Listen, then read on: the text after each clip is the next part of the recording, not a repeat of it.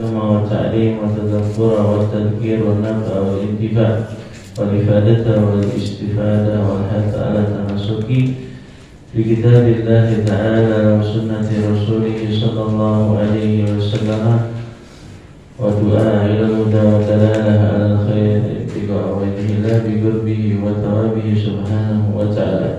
وما نوى مشايخنا من صالح نياتنا الله يدخل نياتنا في نياتهم وأعمالنا في أعمالهم وتضرعنا في تضرعهم إنه ولي ذلك والقادر عليه. قال الإمام الحبيب علي بن حسن العطاس في كتابه الأتية الهنية رضي الله تعالى عنه ونفعنا به وبعلومه وبعلوم السائر الصالحين إلى يوم الدين، إلى أن قال halaman 29 paling atas, paling bawah yang mana? Wa amal kutubul mawqufah, itu deh. Bismillahirrahmanirrahim. Amal kutubul mawqufah fal hadaru min habsiha wa man'iha illa bi badril intifa'. Fa innal waqifa lam yaqsid illa dhalik. Wa qad jaa'a fil hadits man su'ila an ilmin ya'lamuhu fakatamahu uljima yawmal qiyamah bilijamin min nar. Wa qala Isa alaihi salam la tad'u al-hikmata fi ghairi ahliha fatadlimuha wa la tamna'uha ahlaha fatadlimuhum. Kunu kat-tabibir rafiqi yad'u ad-dawa'a fi mawdi'id da'. Wa qala aidan man wada'a al-hikmata fi ghairi ahliha faqad jahila wa man mana'aha ahlaha faqad zalama. Inna lil hikmati haqqan wa inna laha ahlan fa'ati kulladhi haqqin haqqahu. Ini berbicara tentang kemarin sebelumnya ada tentang seorang talibul ilm, seorang orang yang punya hubungan dengan Allah Subhanahu wa taala itu tidak pantas untuk mencari kepemimpinan khilafah zahirah. Kita ada khilafah batinah, ada khilafah zahirah. Kita ini khalifah di muka bumi ini. Khilafah batinah adalah yang dimiliki oleh para awliya ushalihin. Wilayahnya orang soleh itu di bagian batin aja deh. Soalnya yang bagian zahir sudah tidak ada yang berbarengan dengan batin mulai dari 30 tahun setelah wafatnya Rasulullah. Dulu Rasul SAW pemimpin zahir dan pemimpin batin, walinya zahir, walinya batin. Diteruskan oleh sahabat Abu Bakar, sahabat Umar, sahabat Utsman, sahabat Ali, sampai sahabat Hasan, cucunya Nabi Muhammad SAW. 6 bulan aja Sayyidina Hasan bin Ali memegang khilafah zahir. Habis itu diberikan Yazid Muawiyah. Karena udah gak ada baiknya lagi khilafah zahir. Pemerintahan udah gak ada baiknya sejak saat itu. Jadi bukan dari kemarin-kemarin, dari dulu memang udah gak ada baiknya. Ada sogok sini, sogok sana, jilat sini, jilat sana. Betul kan? Modalin dulu sekian M, entar udah dia jabat, baru ngambilin ini, harus balik modal minimal. Betul kan? Jadi para awliya ushalihin dia menjadi pemimpin tapi khilafah zahirah, khilafah batinah. Makanya kata Nabi kita SAW, beliau berkata kepada sahabat, la tatlubil imarah, ente jangan sekali-kali minta kepemimpinan zahir. Karena fa innaka in talabtaha, kalau ente minta tolong dong angkat ani dong, tolong dong ani dijadiin ini, walaupun dengan tanda kutip gitu ya, saya akan memerankan yang batin, saya akan mengangkat yang hak gitu. Tapi kalau dasarnya minta, intolak dah ukil dah, ente bakalan dibebani, ente bakalan dibikin susah sama Allah. Karena dari semenjak itu tuh Allah nggak ngeliat itu. Terus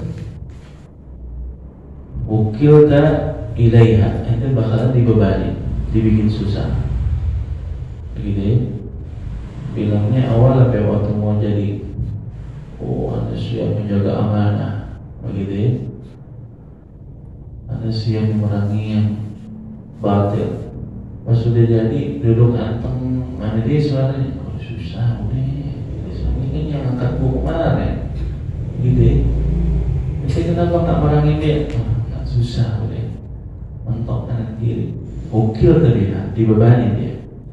Wa intuli betalaha wa inta'aliha, tapi ente sudah memenuhi standarisasi sehingga orang lihat ente tanpa ingin mencalonkan diri, ente diminta sama orang, dan ente nggak ada sesuatu pun jalan menuju tersebut dengan cara yang batin, nyogok, jilat, serangan fajar, gitu, ada serangan fajar. Maksudnya orang di amplop itu milik gue. Itu yang diminta benar-benar karena memang dia sudah mumpuni wa'inka alaiha, dia akan ditolong sama Allah, dia akan dimudahkan oleh Allah. Tapi 1001 deh dengan sekarang model ini. Qala ta'ala wa in hakamta fahkum bainahum bil qist. Kalau ente menjadi hakim, kalau ente memberikan hukum kepada seseorang, maka hukumlah dengan yang adil seadil-adilnya. Sungguhnya Allah cinta sama orang yang menegakkan keadilan. Orang yang, kata Nabi SAW, orang yang menegakkan keadilan yaumul qiyamah ala manabir min nur.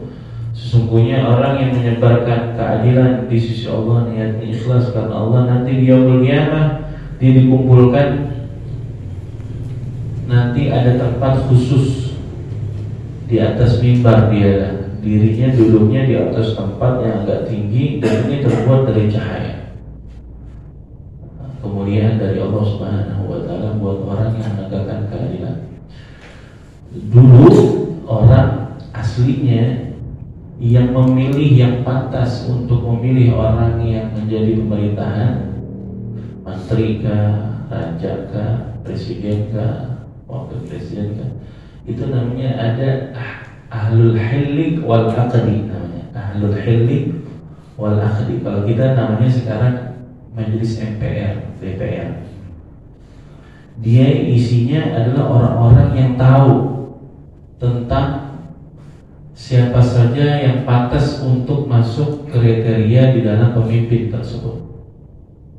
Jadi pemilihan lewat dia yang pantas memilih. Paham tuh? Ente sakit gigi, masa ente manggilnya tukang insinyur?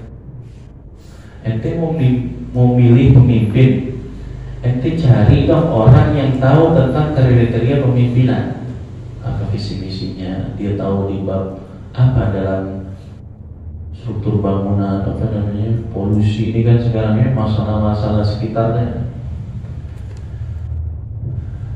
Jadi sesuai dengan faknya. Sekarang apa? Kalau kita sekarang nggak tahu bahwa kata Habib Umar, nggak tahu sekarang dari mana tuh orang bawain hukum bahwasanya pemerintahan dipilih oleh rakyat langsung.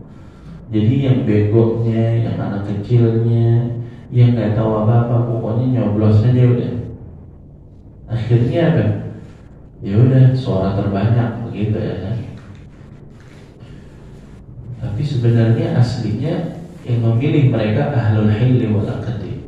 Siapa di dalamnya ahlul hilli wal aqdi? Dia juga orang yang mendalami ilmu tentang pemerintahan. Siapa yang pantas menjadi penjabat, syaratnya apa aja, gitu ya. Ala kulli hal,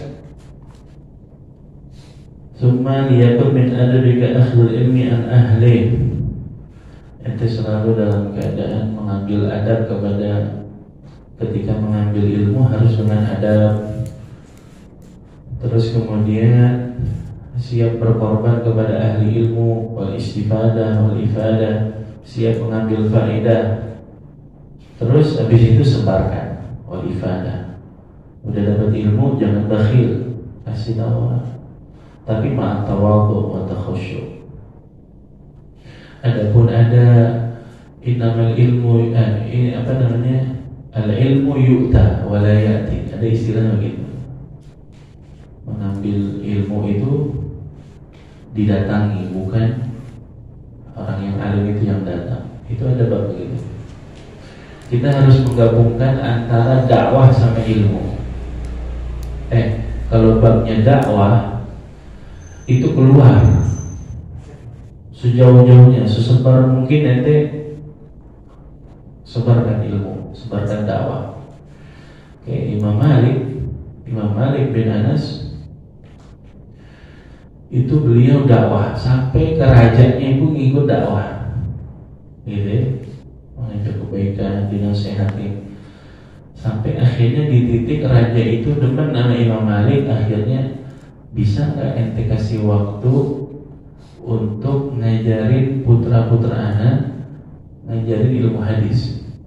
Mohon maaf kalau misalnya anak ente mau ngaji, datang ke rumah. Kalau sekarang ada babnya ngajak dakwah.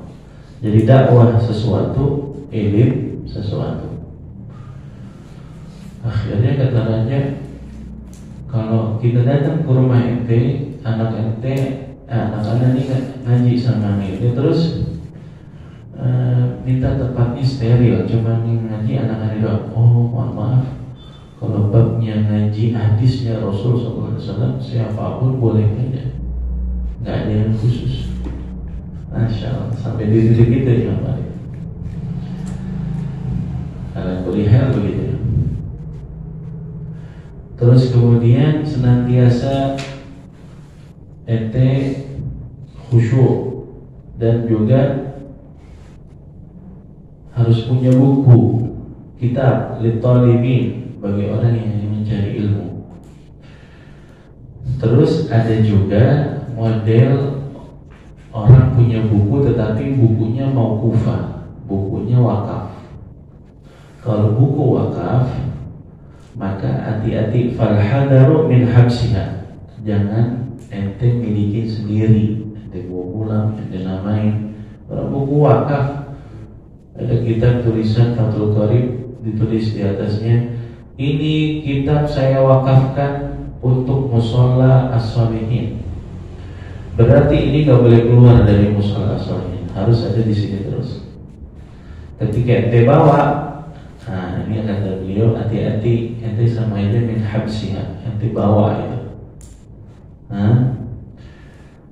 Dan cuma boleh mengambil daripada manfaatnya saja, gak boleh mengambil fisiknya, diganti, dicoret, namain namanya, gak boleh. Sesungguhnya orang yang telah berwakaf tidak bermaksud seperti itu. Dia pengen siapa orang boleh mengambil manfaat dari kitab ini. Terus kalau ente udah punya ilmu, man su'ila an ilmin ya'lamuhu fakatamahu. Bahayanya orang yang menyembunyikan ilmu, nggak mau ngasih tahu ke orang, adalah kata Nabi SAW, siapa orang yang ditanya tentang satu ilmu yang dia tahu, tapi dia fakatamahu, dia tutup mulut, dia nggak mau ngasih tahu ilmu, uljima yaumul qiyamah, dia akan ditusuk, dia punya mulutnya bilijan min nar, dari rantai yang terbuat dari api neraka. Ini hadisnya jangan ditelan bulat-bulat. Ada pada masanya seorang guru ini ingin memberikan ilmu adab kepada orang tersebut. Paham tuh? Kenapa tadi ada hadisnya al ilmu yu'ta walayati, ilmu itu harus didatengin, jangan ilmunya yang datang. Ini menunjukkan kemuliaan ilmu agama. Paham maksudnya? Artinya Bisa jadi ketika ente datang nanya sesuatu, tapi maksudnya dia nanya ini ingin menyepelekan ilmu tersebut. Dia datang ke majelis ilmu, dia datang ke orang alim tadi cuma sekedar nanya doang. Habis itu pas bab ngajinya dia nggak ikut. Maka bolehlah bagi dia ini untuk menahan. Enggak. Jawabannya ntar di pengajian kata dia gitu ya. Kalau sekarang kita nanya, mohon maaf anda nggak bisa jawab. Maksudnya biar dia ngaji begitu ya. Kalau ini bukan termasuk orang yang menyembunyikan ilmu, bukan. Ada lagi modelnya. Dulu Sahib Buqyah Musyashidin Habib Abdurrahman Al-Masyhur dibilangnya mufti Diyar Hadramiyah. Jadi ketua fatwa komisi fatwa Sahadromo Habib Abdurrahman Al-Masyhur. Ibunda dari Habib Umar itu ada darahnya ke Habib Abdurrahman Al-Masyhur. Ini punya murid, ada dulu dari Marga Al-Kaf, terkenal orang kaya di Tarim. Ketika datang ingin ngaji kepada beliau, nggak langsung ngajar beliau, tapi disuruh beli ikan asin di pasar. Ente mau ngaji? Oh ya, sekarang sebelum ngaji ente beli dulu. Tolong beliin ana ikan asin. Ditanya kantongnya mana? Ini masukin di sini ente. Di jubah apa nih? Di dalam apa nih? Kacau ya apa nih? Lengan baju. Jangan ikan asin kan bau ya. Taruh di sini. Bawa dari pasar. Artinya beliau lagi ngetes. Gitu kayak dulu kungfu solim gitu ya. Dia pengen nanti entar dulu, nanti nimba air dulu begitu ya. Modelnya kayak begitu. Sama dulu Habib Ali bin Syihab atau ngaji sama Abdurrahman Al-Masyhur juga begitu. Beliau nggak ngaji langsung tapi suka bikin kopi. Habib Tarim, Habib Ali bin Syihab itu waktu ketemu Habib Abdurrahman Al-Masyhur nggak ngaji model kayak gitu, tapi dia di bagian dalam, bagian dapur yang bikin kopi, karena nanti di akhir suka dituangin kopi. Itu yang bikin Habib Ali bin Syihab. Suatu ketika beliau diejek sama murid yang lain, sama teman-temannya, ya Alwi ente kenapa nggak ngaji yang gitu? Percuma ente udah di sini malah bikin kopi, harusnya ente ngaji dong. Sampai kapan ente nggak ngaji? Dia ngadu ke gurunya. Ya Abdurrahman, ini semua orang pada ngeledekin. Sekarang aneh nggak mau bikin kopi, aneh mau ngaji aja. Apa kata Habib Abdurrahman? Ya Alwi, insya Allah nanti ada waktu yang mereka akan ngaji sama ente. Oh benar. Habib Abdurrahman meninggal, yang megang khilafahnya di antaranya Habib Ali bin Syihab. Akhirnya mereka yang dulu ngeledekin, yang mencela, akhirnya jadi ngaji. Itu suatu waktu itu bisa jadi ilmu tersebut butuh apa namanya dilihat oleh guru kesungguhan orang yang mencarinya, gitu ya. Kalau sekarang begitu putar balik ya, nggak mau ngaji lagi besok. Apaan? Gue mau ngaji malah disuruh nimba air. Gue mau ngaji malah suruh ngopel. Susah gitu. Jadi memang begitu modelnya. Bisa jadi keberkahan ada di situ. Hakata. Waqala Isa alaihi salam, berkata Nabi Isa, ente jangan taruh hikmah pada bukan ahlinya, fatazlimuha. Ente jangan berikan ilmu hikmah. Ilmu hikmah itu ilmu bukan tekbal. Hikmah itu bukan ilmu tekbal, tapi ilmu tentang caranya membersihkan hati. Jangan ajarin ilmu hikmah kepada orang yang belum mumpuni, karena ente bakalan berbuat zalim. Artinya orang tersebut nanti nggak nyambung. Ala kulihat begitu ya.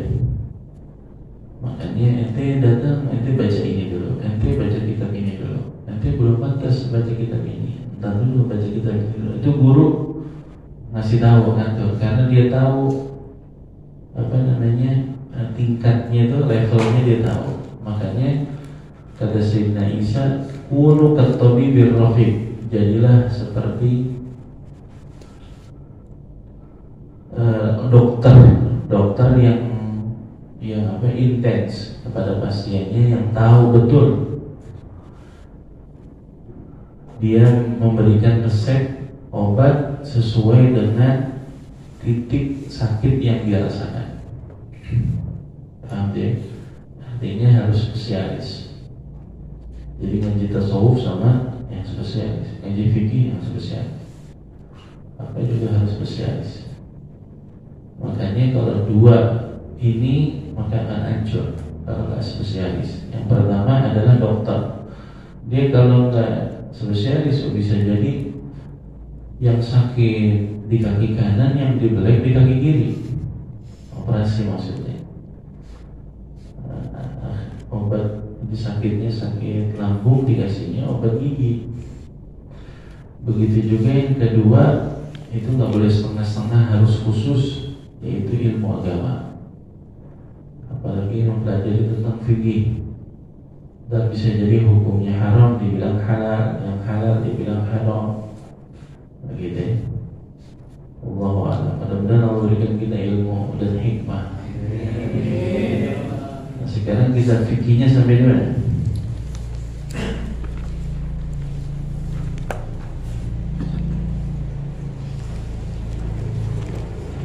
Sampai di mana kemarin?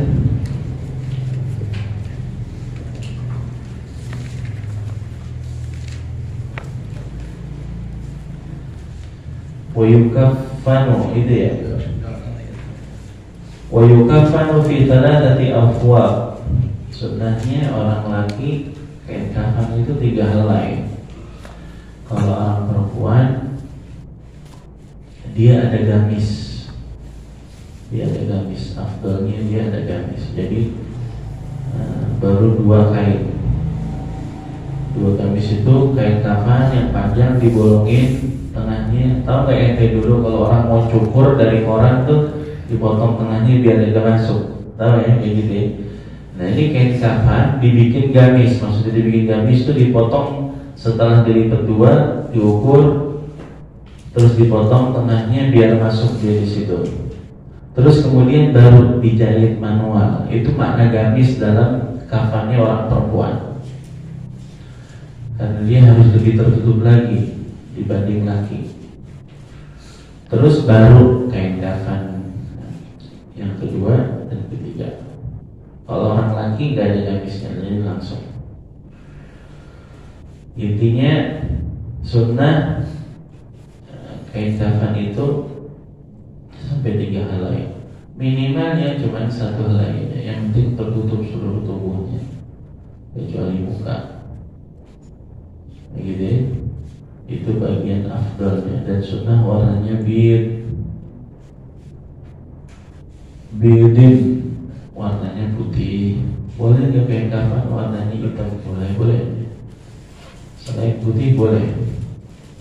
Yang penting jangan ada logo partainya, apalagi nama calegnya. Iya. Laisa fiha. Dulu kain ihram itu sama seperti kain kafan modelnya. Kain ihram sama kain kafan, putih benar. Sekarang juga sama kayak kain kafan dalam segi putih, tapi bahannya lebih tebal dikit supaya nggak terlihat menerawang. Nah, sekarang sebagai travel supaya ada nilai marketingnya, ditempelin, disablonin nama travelnya dia. Udah benar-benar putih bagus tuh, di tengahnya misalnya travel Duri Kepak misalnya gitu. Dia masih jualan lagi tawaf, masih jualan juga dia di samping Ka'bah. Nah itu udah nilai, karena kan hakikatnya orang pakai kain ihram seperti pakai kain kafan. Orang pakai kain ihram nggak ada kantongnya karena filosofinya ngingetin kita ada satu waktu kita akan dibungkus kain kafan yang nggak bawa harta sedikit pun. Filosofinya nanti ada satu satu waktu kita dikumpulkan dalam satu tempat, berkumpul semua manusia dari zaman Nabi Adam sampai yaumul kiamat pada mahsyar. Begitu. Nah kalau orang, nah ini khilaf. Kalau laki dia orang laki nggak ada gamisnya, laisa fiha gamisun wala imamatun. Tapi boleh nggak pakai gamis pakai imamah? Boleh aja. Ya, dulu dia pernah pakai imamah Ustaz masa hidupnya. Sekarang pakai ini boleh. Ustaz dia dulu punya syal yang sering dia pakai saat sholat. Pakaiin, bungkus kain kafannya, tambahin sama syalnya. Pecinya masukin, begitu. Handphone jangan kalau handphone, begitu. Jadi semua yang pakaian kita bersaksi nanti di yaumul kiamat, di alam barzakh ini bersaksi, begitu. Wa yukabbiru alaihi arba'a takbirat, dan sholat jenazah itu 4 takbir.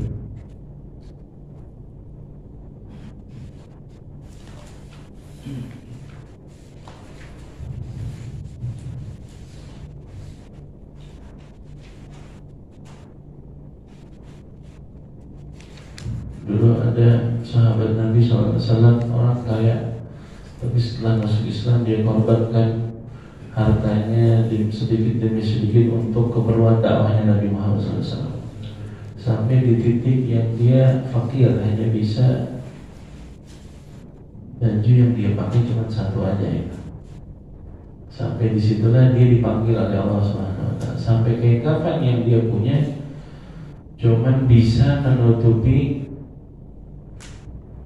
bagian, ada kurang sedikit dari bagian tubuhnya. Jadi kalau ditutupin palanya, maka kakinya dari mata kaki kelihatan. Tutupin mata kakinya, ditarik ke bawah, palanya kelihatan. Saking gak punya lagi udah hartanya dia. Akhirnya ditutup kakinya, biarin palanya kelihatan. Radhiyallahu ta'ala warḍah.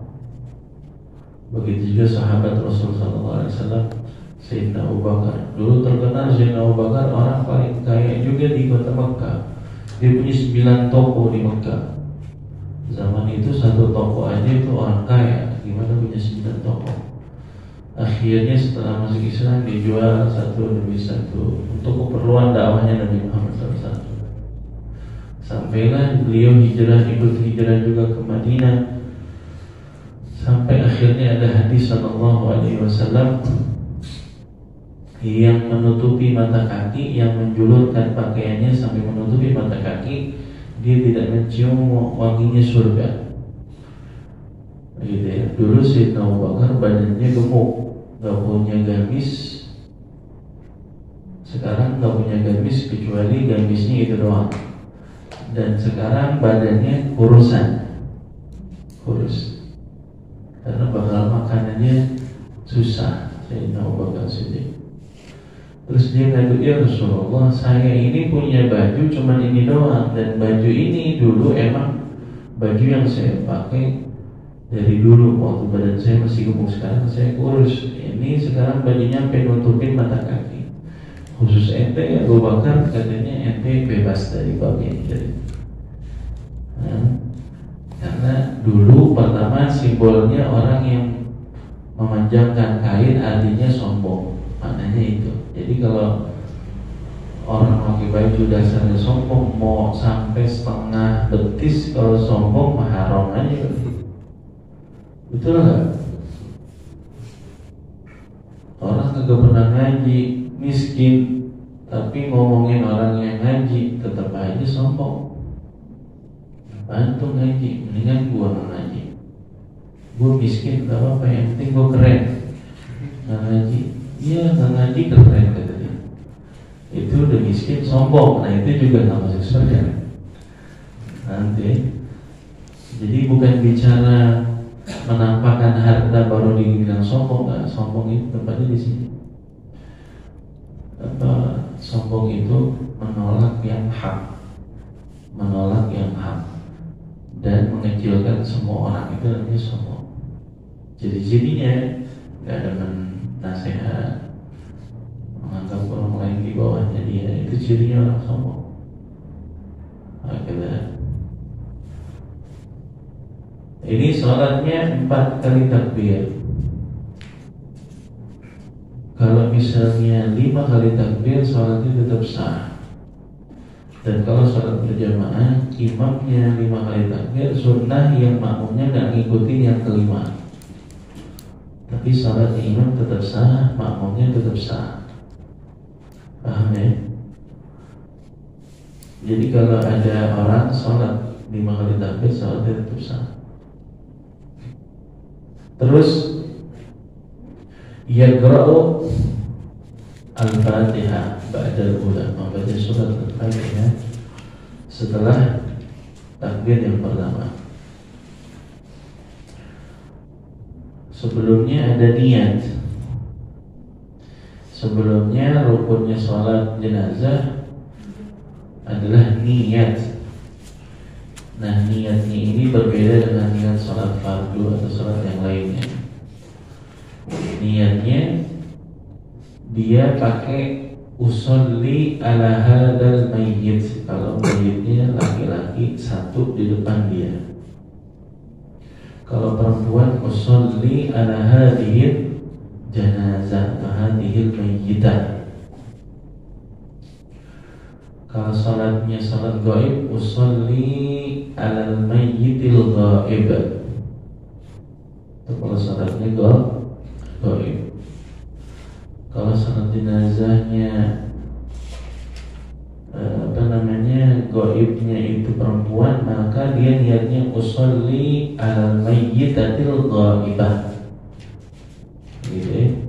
Jadi harus tahu tuh ini matinya siapa, laki atau perempuan, minimal jenis kelamin. Nama nggak jadi soal, yang penting tahu jenis kelamin. Yang kedua, dewasa atau anak-anak, karena perbedaan nanti pada saat di takbir yang ketiga. Buat anak-anaknya, khusus buat anak-anak ada tambahan doa. Lebihnya sama semuanya. Terus, Ustadz, saya nggak tahu jumlahnya jenazah yang disolatkan ini ada berapa. Seperti di Masjidil Haram, di Masjid Nabawi, itu setiap habis sholat fardu pasti ada sholat jenazah. Dan pengumumannya pakai bahasa Arab, bahwa ini jenazahnya laki apa perempuan, ada satu apa ada dua apa ada tiga, ini anak kecil atau orang dewasa, itu pengumumannya pakai bahasa Arab. Nah, kita yang kagak tahu ini jenazah, yang nggak paham bahasa Arab, bagaimana nih kita jadi makmum nih? Kita gantungkan sholatnya kita dengan niat sholatnya imam. Jadi bagaimana? Usolli ala man sahhat alaihil imam. Usolli ala man sahhat alaihil imam. Saya sholat sebagaimana sahnya imam sholat. Kalau imam udah pasti tahu dia. Imam udah pasti tahu nggak jenazahnya berapa? Tahu. Karena biasanya tempat sholatnya di Masjid Nabawi atau Masjidil Haram untuk sholat fardu sama sholat jenazah itu beda tempat imamnya. Gitu ya. Biasanya sholat fardu itu depan Ka'bah, atau sekarang agak mundur ke belakang. Tapi di area tempat tawaf dia bisa melihat Ka'bah. Nanti pada saat sholat jenazah imamnya geser, dimundur naik ke atas. Karena jenazah tempatnya di situ. Dia sholat di depannya jenazah. Itu dia begitu. Tapi kalau kita sekarang rata-rata nyolatin jenazah satu semuanya. Jarang bareng-bareng langsung tiga-tiganya disolatin atau dua-duanya disolatin enggak. Begitu ya. Nah ini minimal tahu itu. Usolli ala hadal mayyit atau usolli ala hadhil mayyitah. Terus kemudian selebihnya sunnah, arba'at takbirat, mustaqbil qiblati, arba'at takbirat, fardu kifayah, makmuman, imaman lillahi ta'ala. Tapi khusus buat imam itu juga wajib niat makmum imam, makmum juga wajib niat makmuman. Adapun kalimat arba takbirat, 4 takbir, terus fardu kifayah itu hukumnya sunnah. Al-Habib Salim bin Abdullah Syatiri Allah yarhamuh, beliau ngasih faedah bahwasanya kalau ente lagi sholat jenazah, niatin juga buat niat sholat jenazahnya kaum muslimin yang meninggal di hari itu. Jadi gimana Ustaz niatnya? Niatnya adalah misalnya yang meninggal ini laki-laki, ente jadi makmum, niatnya begini: usolli ala hadzal mayyiti wa ala man sahhat alaihi min amwatil muslimin, wa ala man sahhat alaihi min amwatil muslimin. Saya niat sholat jenazah kepada ini mayit laki-laki di hadapan saya, dan juga kepada seluruh kaum muslimin yang sekarang saya sah untuk mensolati mereka. Begitu ya. Arba'at takbirat, fardu kifayah, makmuman lillahi ta'ala. Maka seketika itu juga ente bukan hanya dapat pahala salah satu sholat jenazah, tapi semua yang meninggal di hari itu yang udah pantas untuk disolatkan. Tahu gak maknanya pantas disolatkan? Artinya dia sudah dikafanin, dimandiin, dikafanin, begitu ya. Atau malah udah dikuburin. Dari mana ente dapat pahala itu, karena setiap waktu pasti ada orang yang meninggal, gitu ya. Itu dapat semua pahalanya. Baru kemudian langsung baca surat Al-Fatihah. Nah, kita baca Fatihah, mudah-mudahan Allah Subhanahu wa taala berikan kita ilmu manfaat. Kita baca Fatihah khusus buat Al-Habib Muhammad bin Hussein Al-Idrus yang meninggal hari ini. Beliau dipanggil oleh Allah Subhanahu wa taala di hari Jumat, hari yang baik. Mudah-mudahan beliau diangkat derajatnya oleh Allah Subhanahu wa taala dan dikumpulkan bersama datuk-datuknya bersama kaum salihin. Kumpulnya menjadikan Allah meridai jannah, hapuskan dosa kesalahannya, dilipat kebaikannya. Mudah-mudahan ilmu yang beliau pernah ajarkan menjadi cahaya di alam kuburnya, jadi tingkatan derajat di sisi Allah Subhanahu wa taala. Wa sallallahu ila hadratin Nabi Sayyidina Muhammad sallallahu alaihi wasallam, khususan ila roh Habib Muhammad bin Hussein Al-Idrus wa ila hadratin Nabi Sayyidina Muhammad. Al-Fatihah.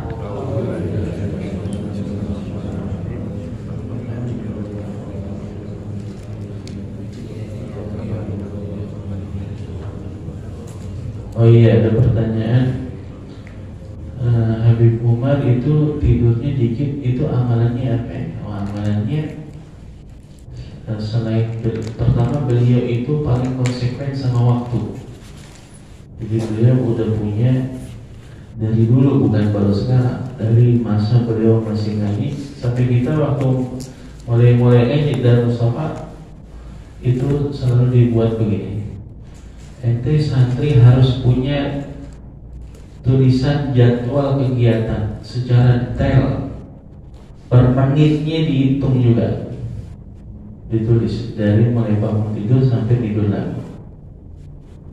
Lalu tulis bangun tidur jam 3, terus jam 3 lewat 5 atau lewat 10 kamar mandi gitu ya.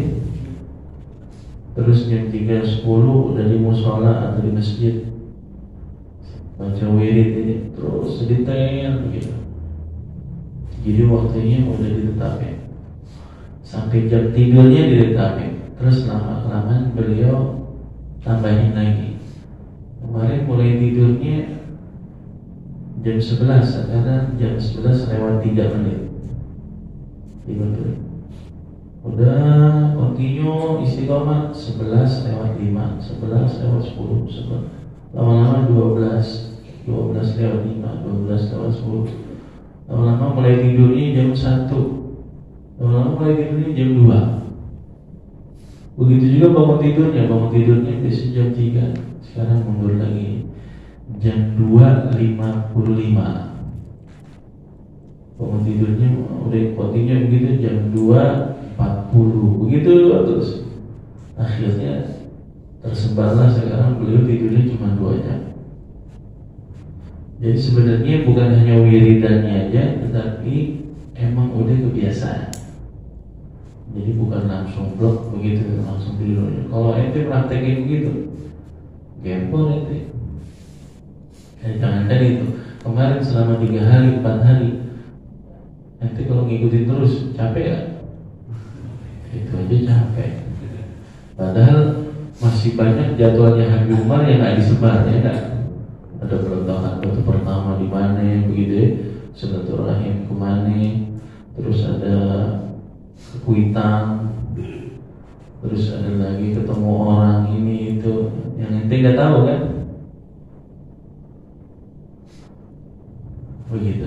Subhanallah, beliau waktunya berkah. Makanya cuma begini sampai akhirnya beliau diberikan kenikmatan yang tidur di saat lagi acara, tapi kayak tidurnya udah berjam-jam. Gitu. Tapi pas bangun dia tahu sampai di mana tadi pembahasan. Kalau kita kan tidur nyelet, jangan kan yang nggak tidur aja. Kalau ditanya, dia harus ini ditanya nih. Tadi ngaji bapak udah mampu lagi yang megang HP, balas WA, ada begitu. Subhanallah, orang soleh begitu. Dan dulu konon kabarnya Syekh Yasin Al-Fadani, guru-guru kita juga begitu dulu. Beliau itu kalau di halaqah muridnya baca, dia kadang suka tertidur. Gitu. Tapi tatkala muridnya salah baca, langsung bangun dia benerin. Nanti bisa nggak kayak begitu?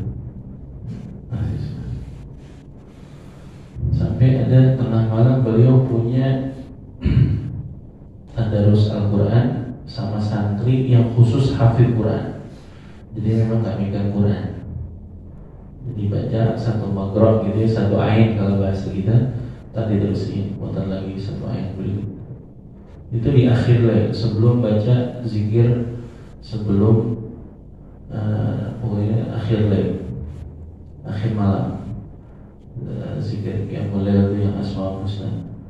Itu sebelum itu beliau udah baca gitu. Dan ada satu waktu beliau sendirian, nggak boleh di. Jadi di dalam mushaf persis di arah kiblat itu di samping mihrab itu ada kamar khusus Habib Umar. Itu malam itu beliau pasti ada sebelum masuk ke mereka nih.